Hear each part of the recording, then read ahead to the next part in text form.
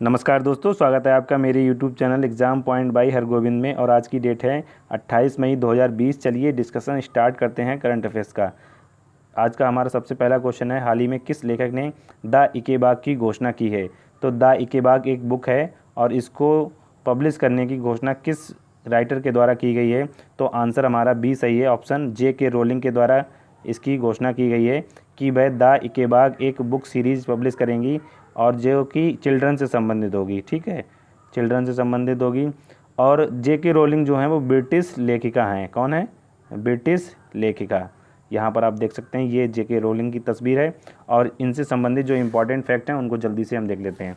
सबसे पहले तो अभी हमने जो डिस्कस किया, द इकेबाग सीरीज़ बुक सीरीज़ जो है वो जे रोलिंग की है, चिल्ड्रन से संबंधित है। उसके बाद 2007 में इन्होंने हैरी पॉटर नाम से जो कॉमिक बुक थी वो लिखी थी। और हैरी पॉटर श्रृंखला के लिए इन्हें जाना जाता है लिखने के लिए। बेसिकली कई बार एग्जाम में पूछा गया है कि हैरी पॉटर सीरीज़ जो है वो किसने लिखी है, तो जे रोलिंग आंसर होता है उसका। नेक्स्ट फैक्ट क्या है कि 2013 में इन्होंने एक उपन्यास लिखा था, रॉबर्ट गैलब्रेथ। ये एक क्रिमिनल नोवेल था, मतलब इसमें अपराध के बारे में जानकारी दी गई थी, अपराध उपन्यास था। तो रॉबर्ट गैलब्रेथ उपन्यास भी पूछा जा सकता है एग्ज़ाम में, और द इकेबाग भी पूछा जा सकता है कि किसकी सीरीज़ है और किसके द्वारा इसको पब्लिश किया जाएगा। तो ठीक है, जे रोलिंग आपको याद रखना है। चलते हैं नेक्स्ट क्वेश्चन पर। नेक्स्ट क्वेश्चन हमारा क्या है, हाल ही में 28 मई को किस स्वतंत्रता सेनानी की जन्म वर्षगांठ मनाई गई है। तो ऑप्शन इसका सी सही है, वीर सावरकर की, जिनका पूरा नाम था विनायक दामोदर सावरकर, शॉर्ट में बीडी सावरकर भी कहा जाता है। और इनके जन्म की अभी हाल ही में जन्म वर्षगांठ मनाई गई है 28 मई को। देखो, सबसे पहले आप रोज़ाना क्या करें, अपना एक टारगेट फिक्स करें। जो भी आप अपना टारगेट फिक्स करना चाहते हैं कि डेली मुझको इतना पढ़ना है, ठीक है, वो आपके मैथ्स में हो सकता है, रीजनिंग में हो सकता है, और जीएस और जीके में हो सकता है, करंट अफेयर्स में हो सकता है। और उस टारगेट को अचीव करने के लिए आप दिन भर अपना शेड्यूल उसी हिसाब से बनाएं जिससे कि आपको एग्ज़ाम में सफलता मिले। ठीक है, देख लेते हैं बीडी सावरकर के बारे में। बीडी सावरकर जिनका जन्म हुआ था 28 मई 1883 को। कब हुआ था? 28 मई 1883 को। और कहाँ हुआ था? नासिक, महाराष्ट्र में। तो इनसे संबंधित जो भी इंपॉर्टेंट फैक्ट हैं वो एग्ज़ाम में पूछे जा सकते हैं, इसलिए इनको थोड़ा सा ध्यान से हमें केयरफुली देखना है। सबसे पहले तो इनका जन्म ही पूछा जा सकता है, कहाँ हुआ था? नासिक, महाराष्ट्र में।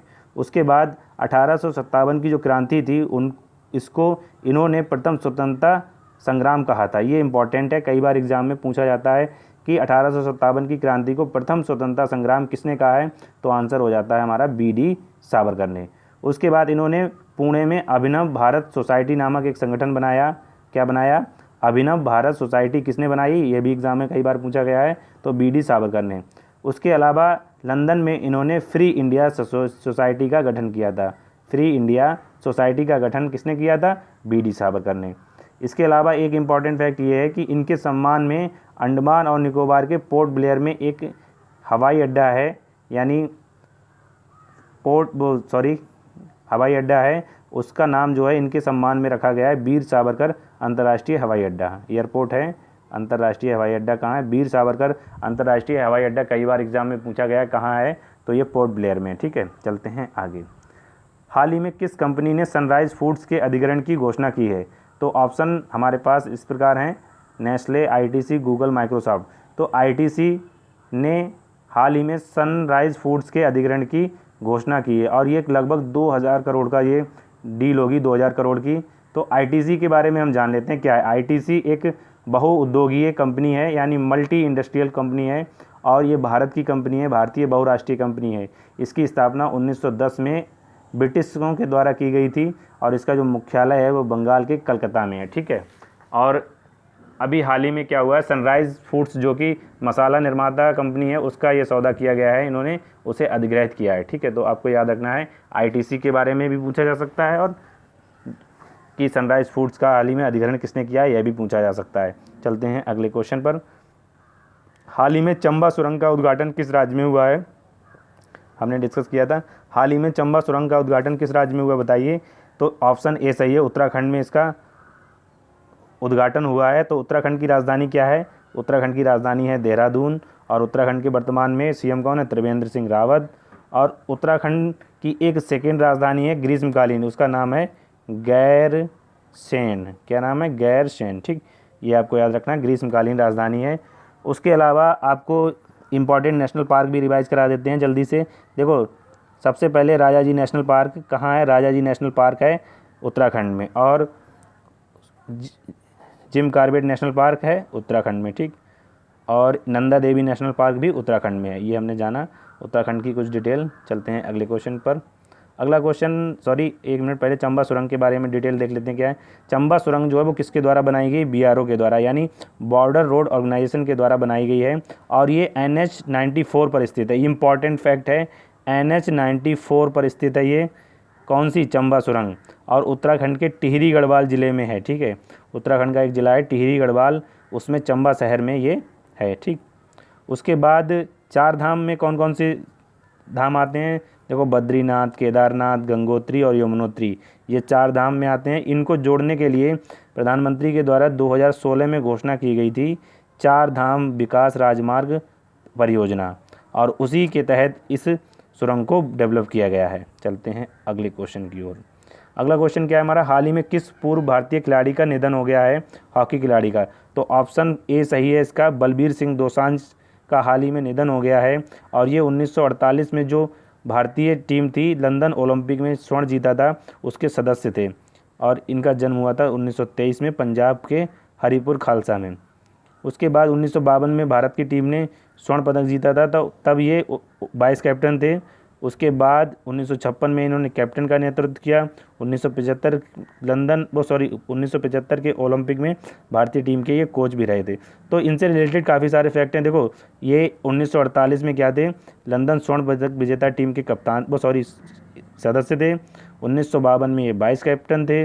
1956 में ये कैप्टन थे। और 1975 में ये कोच भी थे, ठीक है। तो एक खिलाड़ी से लेकर कोच तक का इनका कैरियर रहा है। अभी हाल ही में इनका निधन हो गया था, ठीक है। नाम क्या है इनका? बलबीर सिंह दोसांझ। चलते हैं अगले क्वेश्चन पर। किस भारतीय को प्रतिष्ठित संयुक्त राष्ट्र सैन्य gender advocate of the year award 2019 के लिए चुना गया है? देखो ये इंपॉर्टेंट अवार्ड है। जब भी कोई संयुक्त राष्ट्र का अवार्ड होता है वो इम्पॉर्टेंट तो होता ही है, लेकिन अगर भाई किसी भारतीय को मिलता है तब तो वह मोस्ट इम्पॉर्टेंट हो जाता है। क्या हो जाता है? Most important. और ये किसी भारतीय को मिला है तो ये मोस्ट इम्पॉर्टेंट है। संयुक्त राष्ट्र सैन्य gender advocate of the year award दिया गया है, ऑप्शन ए सही है हमारा, सुमन गवानी को।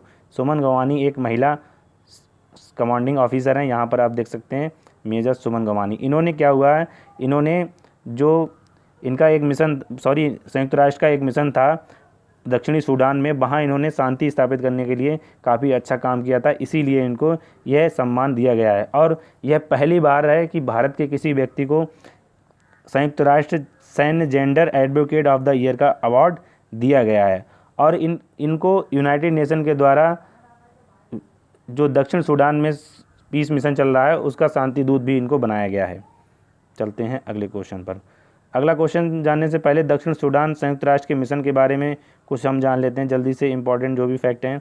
United nation mission in south Sudan, इसकी शॉर्ट फॉर्म है UN मिस, ठीक है। यहाँ पर आपको याद रखना है United nation mission in south Sudan. इसकी शुरुआत हुई थी 2011 में, जुलाई में हुई थी 2011 में। और उसके बाद भारत के लगभग इसमें 2337 कर्मचारी सैनिक कार्यरत हैं 2019 में। सबसे ज़्यादा इस मिशन के लिए जो सैनिक दिए हैं वो रवांडा ने दिए हैं 2750।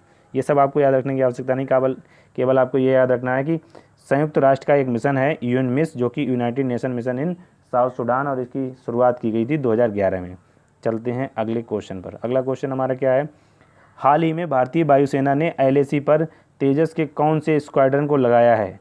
ये इंपॉर्टेंट है। तो तेजस के फ्लाइंग बुलेट स्क्वाड्रन नंबर 18 को लगाया गया है LAC पर। LAC क्या है? LAC है line of actual control. Line of actual control ये किसके बीच में है? भारत और चाइना के बीच में, ठीक है। भारत और चाइना के बीच में। यहाँ पर हम जो भारत की बाउंड्री है विभिन्न देशों के साथ कौन कौन सी रेखा से निर्धारित होती है ये जान लेते हैं। देखो भारत और पाकिस्तान के बीच में कौन सी है? पाकिस्तान और भारत या इंडिया के बीच में कौन सी है? रेड क्लिफ लाइन है। कौन सी है? रेड क्लिफ, ठीक। उसके बाद भारत और चीन के बीच में कौन है? चाइना और भारत के बीच में हम कह सकते हैं, या भारत और चीन के बीच कौन सी है? मैक मोहन रेखा। और जो रेड क्लिफ लाइन है ये भारत और बांग्लादेश के बीच में भी है। क्योंकि बांग्लादेश जो है जब आज़ाद हुआ था भारत, तब पूर्वी पाकिस्तान का भाग था बांग्लादेश। तो रेड क्लिफ लाइन जो है भारत बांग्लादेश और भारत पाकिस्तान के बीच में है। ठीक है, अब हम जानते हैं तेजस के बारे में। तेजस क्या है? तेजस एक लाइट कॉम्बैक्ट एयरक्राफ्ट है, भारत का है, इंडिजीनियस है यानी स्वदेशी है, और इसको डेवलप किया है हिंदुस्तान एरोनॉटिकल लिमिटेड के द्वारा, यानी हाल के द्वारा इसको निर्मित किया गया है। और ये 4th जनरेशन का एयरक्राफ्ट है। कौन सा है? 4th जनरेशन का है। और इसकी स्पीड जो है वो कैसी है? सुपरसोनिक। सुपरसोनिक के बारे में हम जानें, देखो जिसकी मैक्स स्पीड होती है मैक्स संख्या 1 वो कहलाता है सोनिक, और जिसकी मैक्स संख्या होती है 1 मिनट सॉरी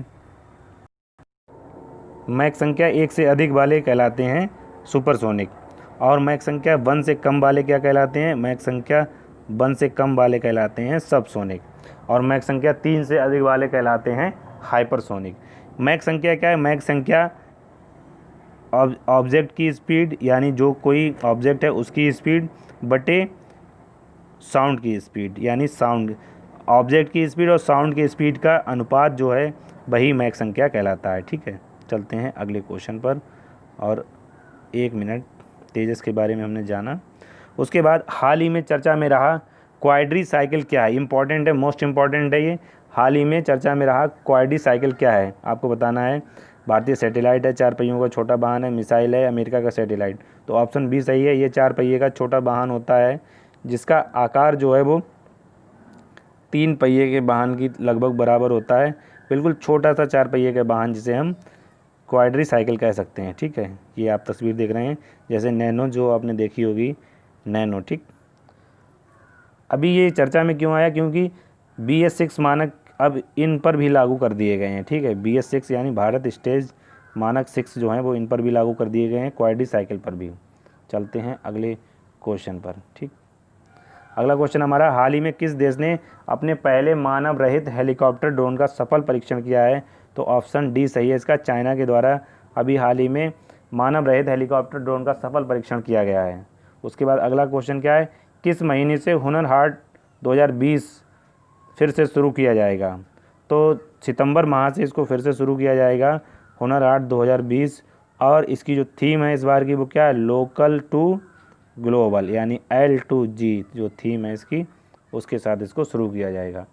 नेक्स्ट क्वेश्चन क्या है? हाल ही में नासा ने अपनी अगली पीढ़ी की स्पेस टेलीस्कोप का नाम बदलकर वाइड फील्ड इंफ्रारेड सर्वे टेलीस्कोप कर दिया है। पहले इसका नाम जो था जो नैन्सी ग्रेस रोमन के सम्मान में रखा गया था। ठीक, यहाँ पर आप देख सकते हैं इसकी लॉन्च करने की जो डेट है वो 2025 है, 2025 में इसको लॉन्च किया जाएगा। उसके बाद हाल ही में नाइजर गणराज्य में भारतीय राजदूत के रूप में किसे नियुक्त किया गया है? अरे 1 मिनट सॉरी, ये वरिष्ठ है, यानी वाइड फील्ड इंफ्रारेड सर्वे दूरबीन जो कि नासा का है, इसको 2025 में लॉन्च किया जाएगा। ये लास्ट क्वेश्चन की डिस्कशन था। यहाँ पर आप देख सकते हैं PK नायर, 1 मिनट सॉरी, यहाँ इस क्वेश्चन का जो आंसर है वो प्रेम के नायर है, प्रेम के नायर। ठीक, चलते हैं नेक्स्ट क्वेश्चन पर। हाल ही में श्यामला जी भावे का निधन हो गया है, वह क्या थी? यहाँ पर आप तस्वीर देख रहे हैं श्यामला जी भावे की। आपको ये बताना है कि ये कौन थी? लेखक, राजनेता, अभिनेत्री और गायिका। तो ऑप्शन डी सही है, ये गायिका थी, संगीतकार थी। हाल ही में इनका निधन हो गया है, श्यामला जी भावे का। नेक्स्ट आगे क्या है हमारा? कल का प्रश्न जो हमने कल डिस्कस किया था, हाल ही में किस राज्य को खोदुल पहल को संयुक्त राष्ट्र के लिए कोविड-19 की शीर्ष 10 पहलों में शामिल किया गया? तो ऑप्शन ए सही था इसका, मणिपुर के द्वारा मणिपुर की खोदुल पहल को संयुक्त राष्ट्र ने टॉप 10 में सूचित किया है, जो कि कोविड-19 से निपटने के लिए उपाय किए गए हैं। आज का प्रश्न क्या है हमारा? विश्व थायराइड दिवस कब मनाया जाता है? ये आपको बताना है। और आज की वीडियो में इतना ही। अगर आपकी वीडियो अच्छी लगी तो लाइक, शेयर और कमेंट करें, और हमारे चैनल को सब्सक्राइब करें। हमारे यूट्यूब चैनल पर क्या होता है कि करंट अफेयर्स को बिल्कुल डिटेल से भी डिस्कस किया जाता है, और क्वेश्चन आंसर फॉर्मेट में भी। Thank you for watching.